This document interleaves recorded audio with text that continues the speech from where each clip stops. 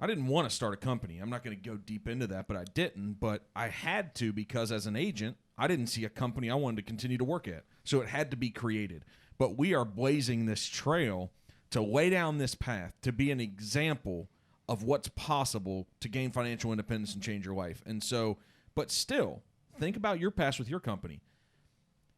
All they'd have to do is just do what you did, man. If a store manager wants to be a market leader and then a district manager and then a regional director, just look at that regional director and do everything they want to do. The people that there were many people, Brett was one of them that would I went to lunch with 4 out of 5 days. If I was there, I was at lunch with somebody, and I told all of my people. I told Charlie Brott. I told Neil Davis, anybody, Jakowski, anybody that was a director. I told them, your job is to. If I saw them going to lunch with the same people every day, I go, break the club. What are you doing? I go, do you know how you have to eat every day? Every day you have to eat. So there's a 30 minutes or a half an hour you're going to take out of the day. Do me a favor. Make it count. Take somebody to lunch. Go downstairs to the cafeteria and sit with somebody that you normally wouldn't sit with. Make a difference. I suggested it, and sometimes in people's reviews, I'd give them the lowest grade on whatever that category was. And they go, dude, what do you mean? Well, shit, you're going to lunch with the same person. You go to lunch with Brett every day.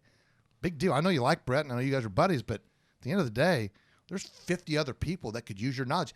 I said, I even want it to be out of your department. I want you to go find out what the Susie in accounting is doing. What's that do? What's that do? What you're talking about? It's to me, it's. So it's a director trying to mentor, trying to rub off, trying to 100%. I would almost say even in this building, I'd say, you suggest that, donuts at 9 or cocktails at 5, something to where your best performers seek out those folks that are new. Your best performers take those people to lunch, and so to me. I just believe that Christine, I don't know her at all. Christina. I'm sorry. Christina Castle. Christina Castle, Miss Castle. Mm-hmm. We're just doing a lot of name dropping today. Yeah. My point is, I hear, and again, Christine, I'm sorry. I just heard your name. She'll be happy about it, I think. And so. Go buy a house from her if you're listening to this. And so at the end of the day, I would look at Christina, whether she wants to or not, and just say, here's the deal. You've been successful in a short time. We've had 100 and some agents through here, and maybe there's been 5 people like that. I don't know what the number is, but point is, recently you're like one of the most successful short-term people that we have. I'm asking you, if you would, the crop of rookies that are coming in, I would ask over the next month, there's 8 of them, I would ask that you just spend a half an hour with each of them. Maybe that's a lunch, and maybe it's a cup of coffee, maybe it's a beer. I don't know if she drinks, whatever, iced tea, whatever it is.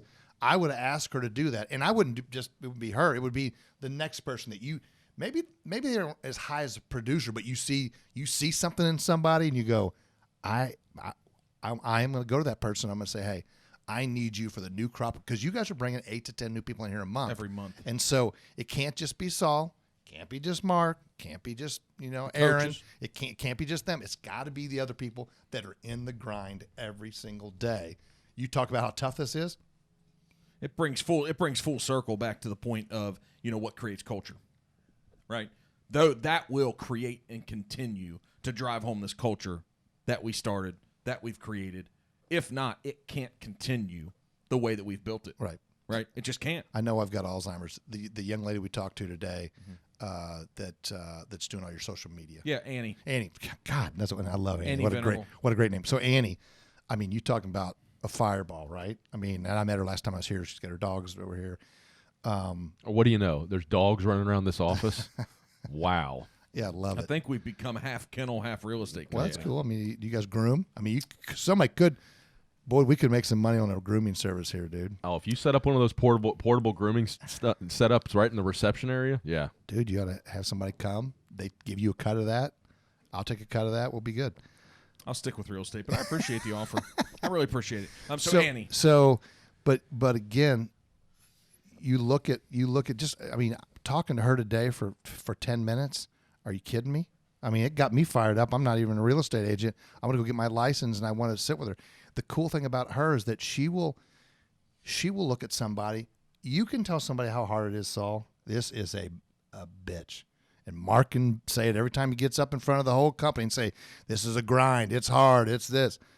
But when Annie, who does it day in and day out, who just did it, who just had 9 closings last week or had the client from hell, when she tells that story in the moment to these people, then it becomes real. And they need to hear that stuff. And then she goes, but you know what else happened? This happened, and that, and then so she'll paint the real negative pictures, but she'll paint the real positive picture. That is something I think people need to feel and need to hear.